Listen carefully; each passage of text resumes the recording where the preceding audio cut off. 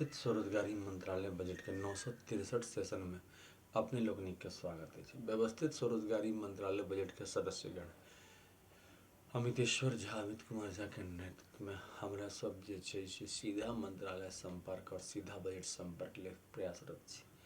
ऐसे जे भारतवर्ष में जन्म लेब तऽ हमर सबके जे काज रहत वह काज में जे छै से स्वरोजगारी सरकारी नौकरी लग जाए और वह काज के मुताबिक जे हमरा सबके क्वालिफिकेशन, एज, जेंडर, एबिलिटी या डिसेबिलिटी रहत वही हिसाब से जे छै काज भेट जात। और एकर जे छै से अहाँके मिनिमम जे इलिटरेट होइ छै ओकर भेले अहाँके 165 रुपया, जे पर 2500 रुपया मंथली सैलरी बनते। 56 घंटा का काज प्रोवाइड कल जेते, जेमें 4 दिन के काज यानी कि 32 घंटा के काज केंद्र सरकार के भेले और 24 घंटा के काज अहाँके राज्य सरकार के भेले। वो दुनू अहाँके व्यवस्थित स्वरोजगारी मंत्रालय बजट के ऑफिस रहे छै। ओहिमे 365 सदस्य भेले एक ऑफिस में। तकर बाद ओहिना कऽ के जे छै से अहाँके इन्फिनिट ऑफिस बन जेते OSMB पास भेला के बाद। और ओहि पर अहाँके जे छै से अहाँके 500 मतलब कि 165 रुपया पर डे इलिटरेट के, जेना कि 2500 रुपया भेटऽ लागल। अच्छा, काज अहाँ केलहुँ तकर बाद जे छै हर महीने काज अहाँके होइत रहत। बाकी जतेक अहाँ फ्री रहलहुँ ओहिमे अहाँ जे छै से डबल सैलरी लऽ के काज कऽ सकै छी प्राइवेट सेक्टर में। जो अहाँ काज नहीं करऽ छी तैयो नहीं करू तऽ कोनो दिक्कत नहीं, किएकि पैसा एहन चीज छै जे सब लेबऽ चाहे छै, ताहि लेल जे छै से एकरा बनायल गेल छै। अच्छा, सरकार के सेहो कंट्रोल चाही, किएकि होइ की छै प्राइवेट सेक्टर में नौकरी चलि गेल तकर बाद अहाँके कवरे नहीं कयल होइ छै। आ दोसर गप ओकरा बनायल जाइ छै, एकरा ई नेचुरल रूप में डेवलपमेंट छै तऽ दुनू में अंतर होइ छै। जे नेचुरल रूप में अबै छै ओकर ताकत दोसर रहै छै और जे आर्टिफिशियल रूप में बनायल जाइ छै ओकर ताकत दोसर रहै छै। तकर बाद जे छै से अहाँके लिटरेट के जे छै से अहाँके 180 रुपया छै, जे 2750 रुपया कैश भेटले। तकर बाद 5th पास पर 250 रुपया per day physical credit wage भेले, कैश रूप में ओकरा भेटले 3750 रुपया। तकर बाद अहाँके 8th पास भेले, 8th पास पर भेटले 300 रुपया per day physical credit wage, जे पर अहाँके कैश भेले 4500 रुपया इन कैश भेले। तकर बाद ओहि से आगू बढ़लहुँ तऽ 10th पास पर 375 रुपया per day physical credit wage भेले, जे पर अहाँके बनले 5500 रुपया per day in cash, per month in cash बनले। ओहि पर अहाँके 56 घंटा काज भेल, 32 घंटा काज केंद्र सरकार के, 24 घंटा काज अहाँके भेल राज्य सरकार के एक महीना में। किएकि 8 घंटा के एक दिन के काज होइ छै, ओहि हिसाब से 7 दिन के काज में छै और वही हिसाब से 4 दिन और 3 दिन बाँटल गेल छै। कंप्लीट कऽ लिअ, रजिस्टर में एंट्री कऽ देलक, एंट्री भऽ गेल तकर बाद अहाँके पैसा 1 तारीख के आबि गेल। आ यूनिफॉर्मिटी के साथ अबै छै, मतलब जे फिजिकल क्रेडिट सैलरी जे छै ओकर जरिए अहाँके 10% pension, 10% gratuity, 10% provident fund, 10% ENS और 10% मिनिस्ट्री भेटै छै। किएकि सीधा मंत्रालय संपर्क और सीधा बजट संपर्क देल गेलै, आर्थिक आज़ादी देल गेलै। आर्थिक आज़ादी के तहत अहाँके रेगुलराइज इनकम भऽ गेलै। तकर बाद जे छै से अहाँके 12th में 430 रुपया पर डे भेले आ पैसा भेले अहाँके 6500 रुपया पर मंथ। तकर बाद ग्रेजुएशन पर 500 रुपया पर डे भेले, जे पर अहाँके कैश बनले 7500 रुपया पर मंथ कैश बनले। और ओहि पर जे अहाँके काज भेले 56 घंटा के काज भेले according qualification, age, ability, disability, gender. तकर बाद ओहि से जे आगू बढ़लहुँ तऽ अहाँके पोस्ट ग्रेजुएट के 560 रुपया, जे पर अहाँके पैसा भेटले 8500 रुपया महीना के। एमफिल पर अहाँके 620 रुपया, जे पर कैश भेटले 9500 रुपया। डीलेट पर 680 रुपया, जे पर कैश भेटले 10500 रुपया। और फिर पीएचडी पर छै अहाँके 11500 रुपया पर मंथ कैश। 56 घंटा काज केलहुँ अहाँके और अहाँके पैसा आबि गेल। और तकर बाद जे छै से अहाँ ओकरा आगू बढ़ाउ, डबल सैलरी सेहो काज कऽ सकै छी। एकर अलावा एहिमे अहाँके 10 MA डिग्री या 10 PhD डिग्री या 10 MPhil डिग्री या 10 BA डिग्री या 10 MPhil डिग्री कोनो प्राप्त केलहुँ तो 50,000 से ऊपर अहाँ चलि जाउ इन कैश। और जो 15टा डिग्री प्राप्त करो MA PhD MPhil DLED BA का, तो अहाँ 88,000 रुपया मंथली इन कैश में पहुँच जाए।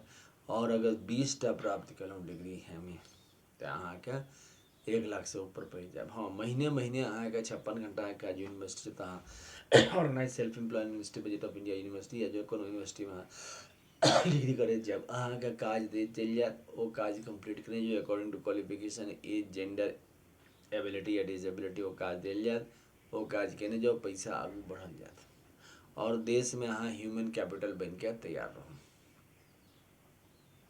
50,000 जाए तरी अहाँ प्रीएम्बल वाइज ऑर्गेनाइज एम्प्लॉयड बन जाए, क्योंकि व्यवस्थित स्वरोजगारी मंत्रालय बजट के जे व्यवस्था है ओकर तहत हर आदमी के ई फैसिलिटी दिल गेल छै। अमितेश्वरवाद के तहत 6टा परिवार के जे मंदिर बनायल छै ओकर आशीर्वाद अमितेश्वर झा अमित कुमार झा का छै, जाहिमे शिव पार्वती वेलफेयर पावर परिवार के मंदिर शिव पार्वती मंदिर आशीर्वाद।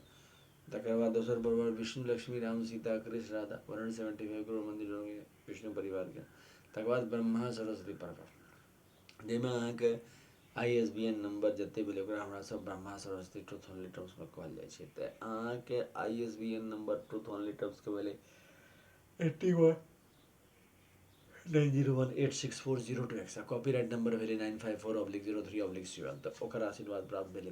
तकर बाद अहाँके राष्ट्रपति वन नंबर 4 ओकरा कहल जाइ छै आदिशक्ति जगदम्बा के, आदिशक्ति जगदम्बा के भेलै।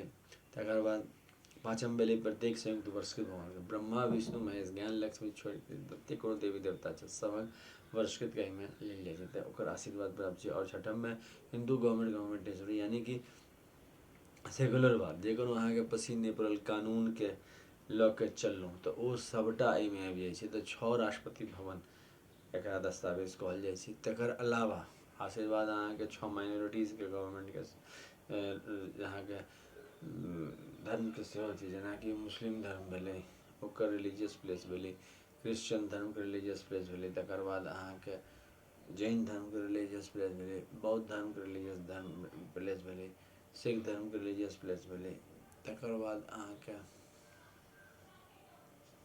पारसी धर्म के रिलीजियस 6टा से भऽ गेलै।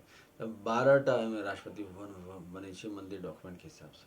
ई सबटा अहाँके व्यवस्थित स्वरोजगारी मंत्रालय बजट के ऑफिस में रहै छै प्रेजेंट। एक ऑफिस में 365 सदस्य रहै छै।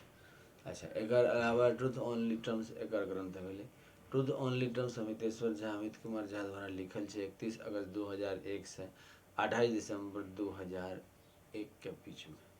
28 दिसंबर के आर्थिक आज़ादी दिवस मनायल जाइ छै। ओम नमः शिवाय पब्लिकेशन द्वारा ई किताब छापल गेल छै और ये किताब के मुख्य लक्ष्य है 145 करोड़ आबादी के हरेक आबादी के रोजगार आबि जाए, मिनिमम 2,500 रुपया। और एकरा बढ़े में कोनो समय नहीं लगे छै, कियाकि self funding self income certain physical credit per month showing finance commission of India हरेक 5 साल पर बैसे छै, जे कि अहाँके एकरा जेना फाइनेंस कमीशन छै तहिना ई अहाँके ई कोऑर्डिनेट करै छै। अच्छा, प्राइवेट सेक्टर से कदम मिला के चले छै, एहि दुआरे कि हमरा सब खुद सेल्फ एम्प्लॉयमेंट प्राइवेट सेक्टर काज 7 दिन के छै, बाकी सबटा सेल्फ एम्प्लॉयमेंट कऽ रहल छै, अपन जे छै से रोजगार कऽ रहल छै लोग। अच्छा, प्राइवेट सेक्टर से सेहो हमरा सब रखने छै 3 दिन के एग्रीमेंट कऽ के अहाँके काज जे छै से 27 दिन के प्रोवाइड कयल जायत। 27 दिन के कहल जेतै 1 महीना आ सैलरी प्रोवाइड कयल जेतै। अखन जेना 31 दिन के कहै छै ओहिमे 3 दिन इम्हर दऽ देतै। तऽ ई सब चीज एहिमे फैसिलिटी छै। एकर अलावा जे छै से अहाँके यूनाइटेड 6 फैमिली के किताब ट्रूथ ओनली टर्म्स छै 2,551 रुपया। ये किताब अपने लोग ने जरूर खरीदी और जे छै से सबके रिकमेंड करिए। ये किताब अहाँके पार्सल के जरिए अहाँ तक पहुँच जात और एकर कीमत छै 2,551 रुपया। और अहाँके ईमेल एड्रेस OSCMBoffice2001@gmail.com और दोसर email address labour party of India office 2001@gmail.com और mobile number WhatsApp number OSMB office number 6397360717 India से अहाँ एकरा कॉल कऽ के ई पार्सल मंगवा सकै छी। तऽ हमरा सब जे छै से labour party of India fist of the hand के साथ ही काज कऽ रहल छी और labour party of India election लड़ रहा है। 18वीं लोकसभा के इलेक्शन लड़ रहा है, उड़ीसा में लड़ रहा है। जतऽ कतौ लोकसभा राज्यसभा विधानसभा इलेक्शन छै ओहिठाम अपन विचारधारा लऽ के इलेक्शन लड़ रहा है। तऽ एकरा समर्थन देल जाय और व्यवस्थित स्वरोजगारी मंत्रालय बजट निर्माण लेल जे छै से योगदान देल जाय। तकर बाद जे छै अहाँके ई चीज बुझियौ जे रोजगार के जे कोनो चिंता छै ओकरा आर्थिक आज़ादी के रूप में हमरा सब मुक्त होइ छी जखने ई मंत्रालय बनबै छी व्यवस्थित स्वरोजगारी मंत्रालय बजट हमरा सबके डबल सैलरी सिस्टम लागू भऽ जाइ छै। अखन जे छै से एनुअल बजट रेलवे बजट से हमरा सब जते करो direct tax indirect tax collect कर रहल छी हमरा सब जे छै से सरकार में ओकरा अपन हिसाब से खर्चा करै छै। मुदा जखन व्यवस्थित स्वरोजगारी मंत्रालय बजट के निर्माण भऽ जेतै तऽ ओहिमे से 40% जे इनडायरेक्ट टैक्स कलेक्ट हेतै तकरा जे छै से अहाँके कैश दै में लागू कयल जेतै भारतवर्ष के प्रत्येक नागरिक के।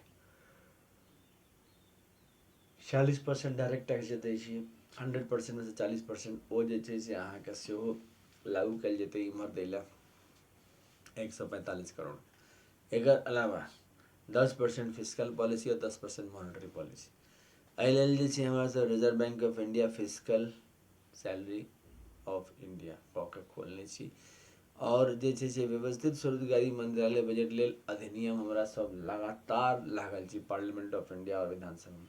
अपने लोकनिक अपार जन समर्थन से सीधा मंत्रालय संपर्क और सीधा बजट संपर्क संभव छै और यकीन मानू जे एकर अयला के बाद अपने लोकनिक के ओ समस्या नहीं रहत जे अखन समस्या देख रहल छी। एकटा preamble wise organise self employed number के जरिए अपने लोकनिक के मंत्रालय के सबटा समर्थन भेटत। मंत्रालय के समर्थन भेटनाइ के मतलब भेलै अपने लोकनिक के ओ चीज सबटा भेटत जे अपने लोकनिक के भेटबाक छै। अखन जे प्राइवेट सेक्टर में हमेशा हमर सबके नौकरी तलवार पर लटकल रहै छै, कखन निकालि देत कखन की करत कखन ओकरा पैर पकड़ऽ पड़त और एहिमे अहाँके आत्मनिर्भरता छै। नौकरी निकालै कोनो संभावने नहीं छै कियाकि हमरा सब ओहि विचारधारा से जे कि नौकरी निकलनाइ खून करनाइ के बराबर भेलै कियाकि रोजगार एहन चीज छै जे सबके जरूरत छै। हाँ ओहिमे अहाँके डिपार्टमेंट चेंज कऽ सकै छी अपन अहाँ बदली करा सकै छी से सब कऽ सकै छी मुदा तखन जखन अहाँ पाइ दै छी हमरा सब जे छै से अहाँके आर्थिक आज़ादी में सबसे पहिल जे आर्थिक आज़ादी एक्ट जे पारित करब ओहिमे लेबर पार्टी ऑफ इंडिया इएह कहै छै जे आर्थिक आज़ादी पारित करब मतलब कि अमितेश्वर झा अमित कुमार झा जखन प्रधानमंत्री बनता तऽ पहिल एक्ट इएह पारित करता कि आइ से हमरा सब आर्थिक आज़ादी भेलहुँ और प्रत्येक नागरिक के जे छै से आब 100 आय 100 काम 100 मत 100 आस्था 100 शिक्षा प्रमाण पत्र देखेला पर अकॉर्डिंग टू क्वालिफिकेशन हुनका फिजिकल क्रेडिट भेटऽ लगतनि और हुनका 56 घंटा काज करऽ पड़तनि 32 घंटा केंद्र सरकार ले और जे छै से 24 घंटा राज्य सरकार ले बाकी समय वो अपन काज ले फ्री छथि अपन प्राइवेट सेक्टर में सेहो काज कऽ सकै छथि और 50,000 से ऊपर जाए ले 10 में डिग्री प्राप्त करऽ पड़तनि साथ साथ ओकर संगे 56 घंटा के काज देल जेतनि according to qualification age gender और एज एबिलिटी और डिजेबिलिटी के हिसाब से काज कंप्लीट करैत जेता रजिस्टर में अबैत जेतै तनख्वाह भेटैत जेतै आगू बढ़ैत जेतै। ई सबटा व्यवस्था पैसा के प्रबंध जे छै 40% अहाँके इनडायरेक्ट टैक्स है 40% डायरेक्ट टैक्स है 10% फिजिकल पॉलिसी 10% जे छै से अहाँके मॉनेटरी पॉलिसी से इंतजाम कयल जेतै और ई संवैधानिक दायित्व बनतै। अखन तक जे छै से 74 साल भऽ गेल छै हमरा सब 33 करोड़ आबादी लऽ कऽ आगू निकलल नहीं आब 145 करोड़ आबादी में छै रोजगार के जटिल समस्या छै आ एकर एकेटा इलाज छै कि सब गोटे मिलकर व्यवस्थित स्वरोजगारी मंत्रालय बजट अधिनियम पारित करी और आर्थिक लाभ आर्थिक आज़ादी उठाबी। एहि लेल जे छै से व्यवस्थित स्वरोजगारी मंत्रालय बजट अधिनियम एक्ट पारित केलाके बाद ई भऽ सकै छै। एजुकेशनल सर्टिफिकेट पर डे फिजिकल क्रेडिट भेज लागि जेतै। एकर अलावा जे छै से अहाँके बजट छै 12 राष्ट्रपति भवन के करते। तकर बाद जे छै से अहाँके बजट छै पॉपुलेशन वाइज 12 महीना के जनवरी से लऽ के। धन्यवाद।